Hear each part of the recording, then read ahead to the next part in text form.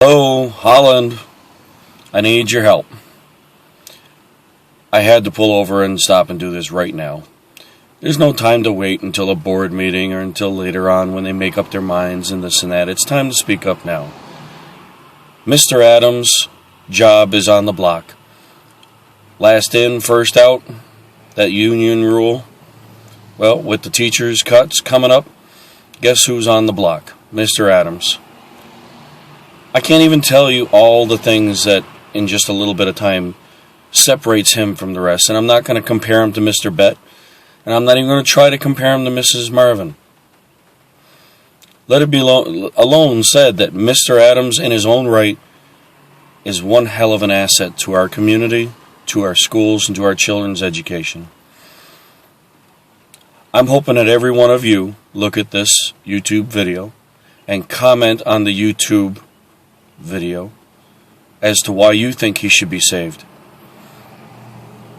I'm hoping that the Board of Education members will take the time to look into things as we expect them to, and this may be one of the things. I hope that you speak up, because I know a lot of you don't want to go to board meetings because it's so very frustrating speaking to a brick wall. Well, it's time to start speaking up. His job is on the line. This is a guy that, you know what? He does more than just his job. He doesn't punch a clock. He goes above and beyond. I could tell you a number of stories, but one of the ones that sticks out in my mind is my daughter got hurt at the track practice one day. It was raining. She's all the way on the other side by the elementary school. This guy found her, picked her up, and carried her literally all the way to the high school to take care of her. Picked her up and carried my daughter. Didn't just help her across, didn't summon help, didn't, let her sit there on the cold ground and everything. No. Above and beyond. I went to a track meet, and I watched him being the group of the smallest kids at that track meet in Fredonia, and all these other huge schools.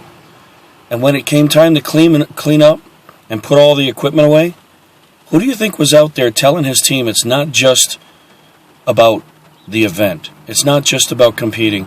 It's about helping all the people there, and they helped clean up. And guess who had his hands on the pad? Him. He was literally helping clean up. When it comes to all the other extracurricular things that he does, don't you think that takes away from his time? His time, he's a young man. I'm sorry, when I was a young man, I wasn't interested in doing my job. I was interested in actually going out and meeting women and partying and having a good time.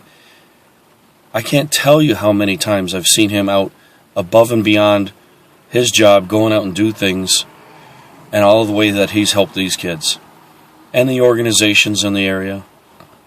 That's just so far above and beyond. And I've had many conversations with him about his philosophy of being an athletic director.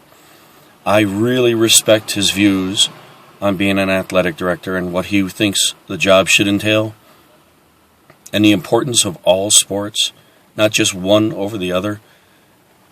Too many people just value one sport and say, oh, if we just concentrate on that. And you know what? Every kid has different abilities. Every kid has different talents. And he recognizes that, and he wants to give them the opportunity to do that and explore. And if they try everything and they don't like it, fine, move on to something else, but they at least had a chance. Isn't that what school's about? That's one of his philosophies. It takes more than just punching a clock to be a teacher nowadays. We have so many great teachers. I'm really sick and tired of losing teachers because of budget cuts. And I'm not beating up on the board because you know what? They got a tough job to do. It's like being a parent. They want everything for their kids, but you know what? They can't give it to them because of the money. But I am personally so sick and tired of hearing of bank bailouts and tax breaks to people that don't need them. Flat out don't need them. And while they're getting billions in tax breaks, we're losing a teacher because of a $20,000 or a $30,000, or a number of teachers because of a couple $100,000. How am I supposed to teach my kid about fair in the United States when stuff like that is going on? And it's up to you to speak out. It's up to you, not later, not someone else, not just me. We've got to start speaking up for our kids. If we don't speak up for our kids, who will? Mr. Adams is. He's going above and beyond. He's stepping outside the circle, and he's shown us that he can do the job no matter what you give him. I'm asking you, please speak up. Don't comment on my Facebook page. If you want, that's fine. But the most important thing right now is if you agree and you want to help on this YouTube site, make a comment about this YouTube video so that people can look at it. If you share it, that's great. But if you share a comment here, there, everywhere, it's not all in one place. They won't see it. Go to the YouTube portion. And I'm hoping that the Board of Education members will look at this, even if just one of them does, and sees all the things, the good things that he's done. I could tell you many more stories, but I want you to say it.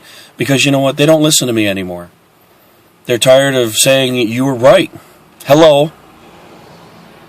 But it's not about me. It's about saving a teacher's job. Here's your opportunity to help save a teacher's job. There are budget manipulations that can be made to save his job. And it's not at the cost of someone else's.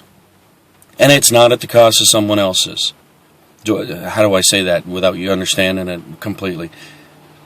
It can be done. Flat out. And especially if we fight the tax cap. Come on, we have trimmed enough. We're down past the tissue and the muscle. Now we're into the bones. The bare bones of our school. And you know what? Mr. Adams is part of that skeleton. He's part of that core. We need to save him. And I need, and he needs, and you need to speak up right now. Please.